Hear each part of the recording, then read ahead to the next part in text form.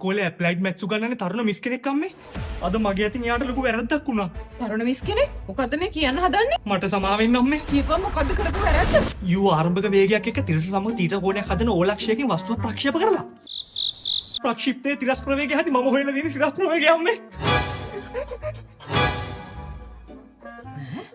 අර 8 වසරේ විද්‍යාව උගන්නපු මිස්ම තමයි දැන් ඇප්ලයිඩ් මැත්ස් උගන්නන්නේ. මතකනේ ඒ කාලේ තේ හරි සරයි. මට මතක නෑ. ඇයි අර 8 වසරේදී කලාපින් සර් කෙනෙකුත් ඇවිල්ලා ඉන්න වෙලාව මට බැන්නේ මුල මතක නැති ළමයා කියලා. මම අම්මට ඇවිල්ලා කිව්වේ. මුල මතක නැති එකෙක් කිව්වා. මිස්ටර් ගරුකල කතා කරේ නැද්ද? නෑ නෑ ජීවි ශාකයක කොටස් නම් කරන කියපු වෙලාවේ මම කිව්වේ කඳ පත්‍ර නාරටි මල් සහ පළ කියලානේ. මුල අමතක වුණා. ආ මයි ගෝඩ්. අයියා කෝල් කරාද? ඔව් එයා කැම්පස් එක අසයින්මන්ට් ගොඩක හිර වෙලා ඉඳලා තියෙන්නේ. කැම්පස් ගියාම ඉතින් වැඩ ගොඩයි. ඔව් මුගේ වෙලාවට අසයින්මන්ට් කබඩේ ඇඟට පෙරලා එකෙක් දැකලා. අසයින්මන්ට් බඩල ගාන කයින් කරන්නේ ළමයක වෙලියට ගන්න. මොකෝ? අසයින්මන්ට් ගොඩක හිර වෙලා ඉඳලා තියෙන්නේ. මොනවා කියනවද මන්ද? විකාරමයි කියන්නේ. ඕක තමයි ලොකු සීයා නිතරම කියන්නේ උඹ තමයි හේරත් පවුලේ ඉන්න එකම කළු පැල්ලම කියලා. ඔව් අම්මේ. අදත් පැල්ලමක් මං එකතු කරගත්තා. මම නම් හිතන්නේ මේක යවා ගන්න පුළුවන් වෙයි කියලා. ඔය කියන රෙද්දක ගෑවිච්ච පැල්ලමක් ගැන නම් මං උඹට ගහනවා කොස්සෙන්. රෙද්දක තමයි.